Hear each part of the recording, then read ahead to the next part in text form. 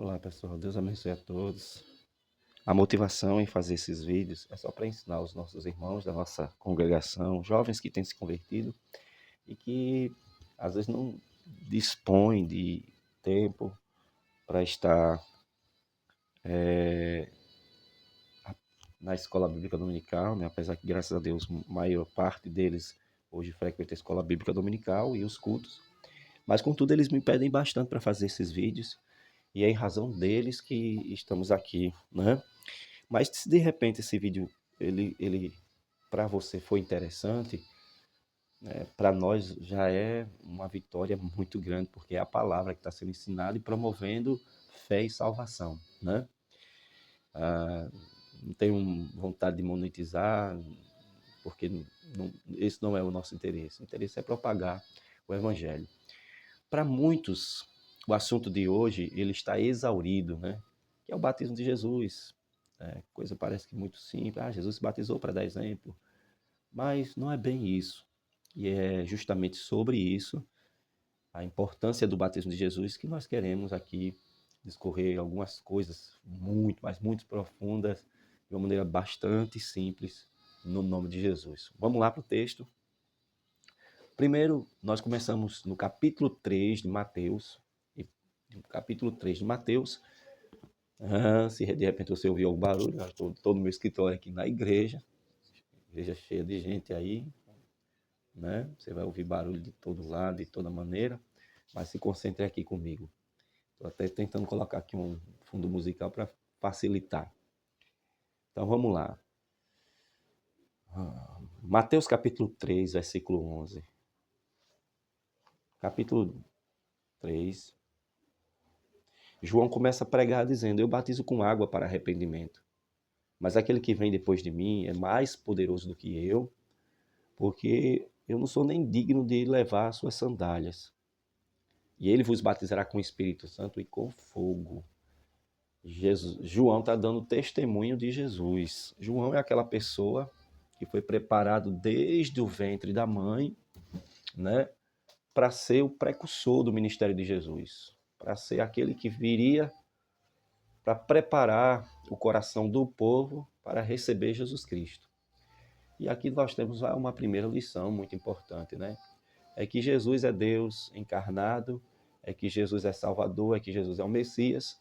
Contudo, para que ele exercesse a sua missão de Salvador, foi necessário Deus preparar alguém, né, no caso João, que haveria de preparar o coração do povo para recepcionar o Messias, para receber o Messias. Então, na vida também é assim, irmãos. Deus, ele sempre vai preparar alguém, vai levantar alguém para abrir espaço, para preparar o caminho, para alavancar o ministério ou a vida de outras pessoas. Então, na vida é sempre assim, um dependendo do outro, né? E a gente percebe nessa atitude de João, né, de preparar o caminho para o coração, preparar o coração do povo para receber Jesus, a gente percebe aí que a missão de João Batista o torna como um dos maiores profetas que o mundo já viu. E por que não dizer que talvez o maior profeta, biblicamente falando? Porque João, ele foi aquele que teve a responsabilidade de apresentar, digamos assim, o Messias para o mundo. Não dá para falar hoje aqui sobre João, mas o próprio Cristo dá testemunho sobre ele, né? Que não houve ninguém maior do que ele. Porém, aquele que se fizer como uma criança vai ser maior do que João no reino dos céus. Então, são paradoxos maravilhosos que a Bíblia de Deus traz, nos ensina, né? Então, João veio e João disse: eu não sou digno nem sequer de levar a sandália, nem de desatar as suas sandálias. Olha a humildade de João e o reconhecimento de João. João sabia que ele estava ali falando, pregando e preparando o coração do povo para receber o Filho de Deus, né? O Messias prometido. Então, João, ele estremecia diante disso. Diferente de hoje, que as pessoas não têm mais medo de falar, não tremem na hora de falar a respeito de Deus, né? As pessoas deveriam ter um certo tremor no sentido de respeito, no sentido de reverência. É a consciência, né, do peso, da responsabilidade que é falar de Deus, falar de Jesus nesses últimos tempos. Então vamos lá.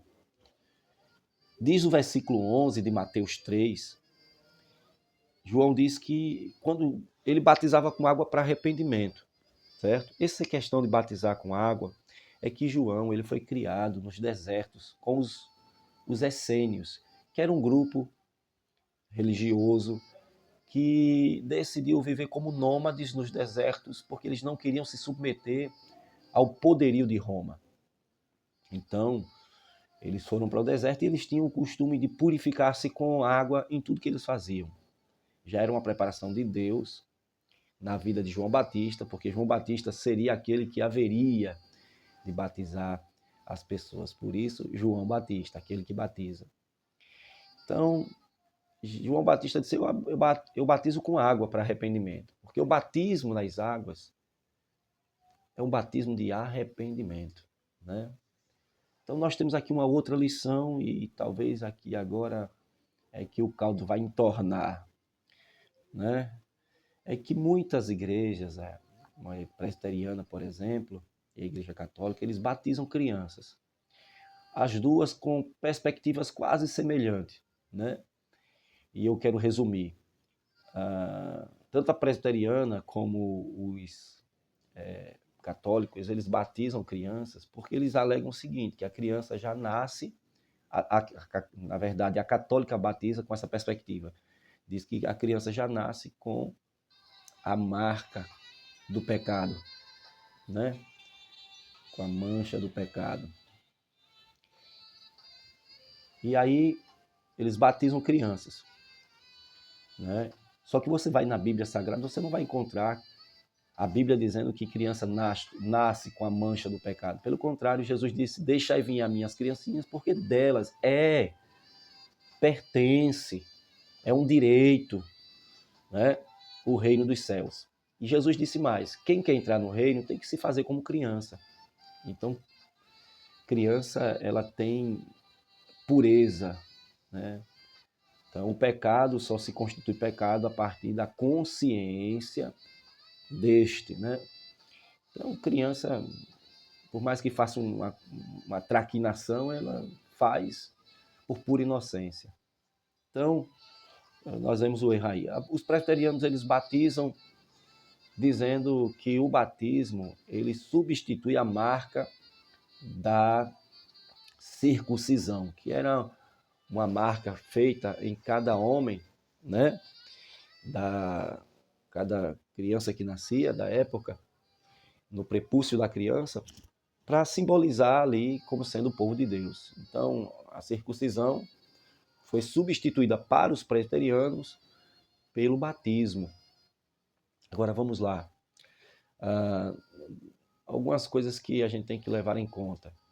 Primeiro que existe uma linha de pensamento teológico que diz que Deus substituiu Israel pela igreja. E essa linha de pensamento é seguida também pelos presbiterianos, né? Eles acreditam nisso. É a teologia da substituição. Deus substituiu Israel pela igreja. Então, com essa substituição, quase não sai, Deus, tudo que era feito lá na antiga aliança foi trocado, né, simbolicamente na nova aliança. Então, o batismo está incluso. Só que eles incorrem um erro, assim, ao meu ver, gravíssimo, né? Gravíssimo. Por quê? Porque o batismo, João deixa bem claro que são para pessoas arrependidas dos pecados. E a gente sabe que, além disso, a salvação ela é pela fé. Criança não tem fé, criança não tem pecado, E por que batizá-las? Porque geralmente também os presbiterianos seguem uma linha teológica chamada calvinismo, que é aquela linha de pensamento teológico que diz que Deus escolheu pessoas antes delas nascerem para serem salvas e outras antes de nascerem para ir para o inferno. Pasmem diante disso, mas é uma verdade. E os presbiterianos hoje são os maiores difusores dessa teologia. Então eles batizam crianças dentro dessas perspectivas teológicas, mas não bíblicas. É mais uma construção teológica do que um argumento genuinamente bíblico. Porque o argumento genuinamente bíblico é que o batismo ele faz parte do processo da salvação, né? Digamos assim. Jesus disse, aquele que crê e for batizado será salvo. Por quê? Porque o batismo, João está dizendo, é para pessoas arrependidas dos seus pecados. O batismo é a manifestação pública daquilo que você se tornou em Cristo. É a manifestação pública da sua fé em Cristo. É a manifestação pública do seu arrependimento. E aí vem você e batiza uma criança que não sabe nada a respeito da vida, né? Porque alguém está seguindo a linha de Calvino ou de qualquer padre ou papa, ou de qualquer igreja. Então, nós temos que atentar para esse ponto. Outra coisa é que no versículo 11 de Mateus 3, João está dizendo o seguinte, ele vos batizará com o Espírito Santo e fogo. São dois batismos distintos. Há muitos anos atrás, os pentecostais, eles oravam dizendo, Senhor, batiza, batiza com Espírito Santo e fogo. Porque batizar com Espírito Santo e fogo, para os pentecostais, era o Senhor enchê-los do poder do Espírito Santo, para ficar fácil. Falar línguas e tal. Então isso demonstrava para eles que era o batismo com fogo. Só que o tempo passou e, graças a Deus, muitos deles se tornaram teólogos profundos. E hoje, majoritariamente, tanto tradicionais como pentecostais veem o batismo com o Espírito Santo e fogo, né, de uma maneira bem distinta. João está pregando para vários grupos ali. Se você ler os versículos que antecedem, você vai ver que tinha pessoas ali crentes e não crentes, convertidos e não convertidos. Estou usando um linguajar mais chulo, mais prático, para que os jovens tenham acesso, né, ao entendimento. Então, para os crentes, batismo no Espírito Santo. O que é o batismo no Espírito Santo? No, preposição, significa dentro. Quando você aceita Jesus, né, o Espírito Santo logo faz morada em você. Batismo no Espírito Santo. E fogo.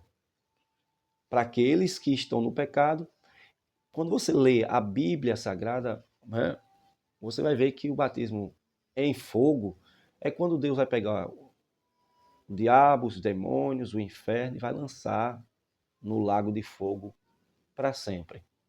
Esse é o batismo com fogo. Há algumas linhas que divergem um pouco disso, só que majoritariamente é assim que a maioria dos crentes eles pensam, né?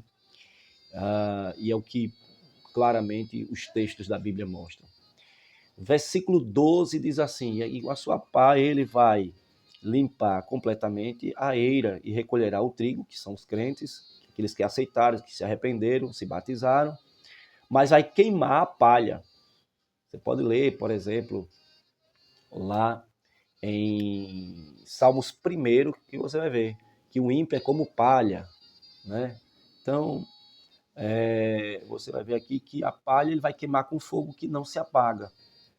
Então, você vê aqui, consequentemente, no versículo que sucede, que esse batismo em fogo é uma condenação eterna. Versículo 13. Então veio Jesus da Galileia ao Jordão, a fim de ser batizado por João. Mas João, percebendo, né, quem era Jesus, disse para ele assim, queria impedi-lo, né, versículo 14. Mas João dizia, eu que preciso ser batizado por ti, você vem a mim. Jesus disse no versículo 15, desde que se cumpra toda a justiça de Deus. né, por enquanto. E aí João permitiu e batizou Jesus. E quando Jesus, versículo 16, logo subiu, saiu da água. Se ele subiu e saiu, dependendo da sua tradução de Bíblia, significa que ele entrou e desceu.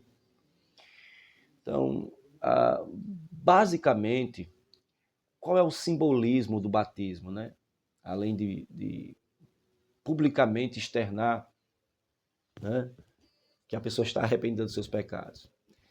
Contextualizando com algumas passagens bíblicas, inclusive a de Romanos, capítulo 6, versículo 4, é que o batismo ele significa também morte e ressurreição.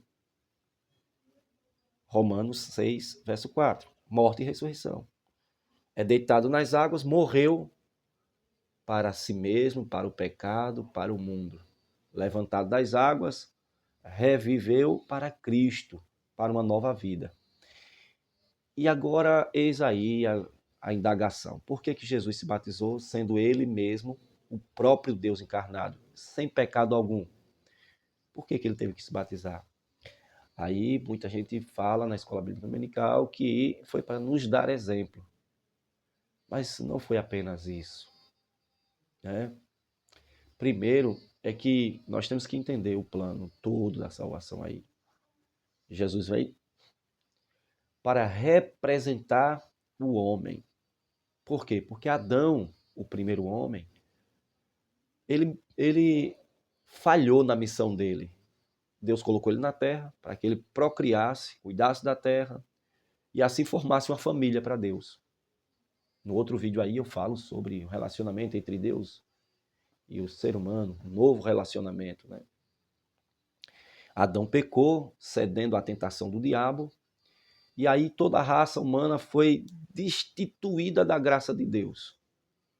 Os homens passaram a ter uma contenda com Deus, no sentido de que o pecado deles ofendiam a Deus. E Deus, em razão de ser santíssimo e não compactuar com o pecado, teria que exterminar a raça humana como ele o fez em algumas épocas, a época de Noé, etc, etc. Então, para que não aconteça essa destruição em massa, né, o Senhor envia Jesus como sendo o segundo Adão. Romanos capítulo 5, leia todo lá, Romanos 6, e você vai ver que Jesus ele representa o segundo Adão. Ele vem representar o homem. Se ele veio representar o homem caído, pecador, errado, então Jesus ele tinha que se identificar. O batismo de Jesus é por identificação. Para ele se tornar Salvador, ele tinha que se tornar um de nós. Ele tinha que se identificar conosco.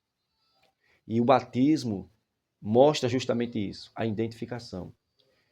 Isso é revelado também nessa passagem bíblica, quando no versículo 15, Jesus diz para João, deixa que se cumpra toda a justiça.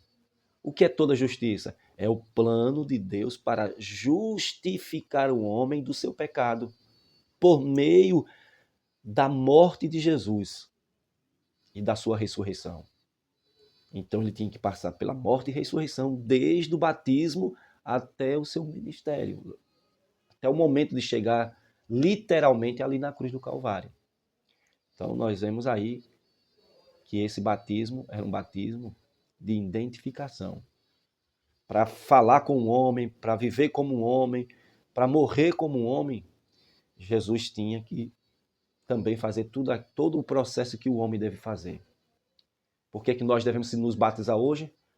Porque se o nosso rei, Jesus, se batizou para se parecer conosco, agora nós nos batizamos, olha que maravilha, para se parecer com ele. Orakalashuri Mikova. Aleluia. Maravilhoso isso, irmão. Maravilhoso demais. Quando ele se batiza, versículo 16, e ele sai da água, o céu se abre. Aleluia. Olha a felicidade de Deus. Abriu o céu para ele. E veio sobre ele o Espírito Santo na forma corpórea de uma pomba. Aleluia. E a gente vai falar depois em outro vídeo sobre essas manifestações aqui. E uma voz no versículo 17 que dizia: este aí é meu filho amado, em quem tenho prazer. Que legal, né? Deus abençoe. Eu espero que esse ensinamento ele venha mudar a sua forma, o seu comportamento, sua perspectiva de vida. Do mesmo jeito que Deus abriu os céus para Jesus, porque Jesus estava fazendo algo certo, cumprindo ali a justiça de Deus, o plano de Deus da justificação em Cristo. Os céus foram abertos, Deus quer abrir o céu para você também, no momento em que você obedecer, em que você entender a vontade dele para a sua vida. Compartilhe, medite. Qualquer dúvida pode entrar nas nossas redes sociais ou deixar aqui mesmo no comentário suas perguntas, que eu vou ler todos eles e vou responder. Amém? Fica com Deus, irmãos.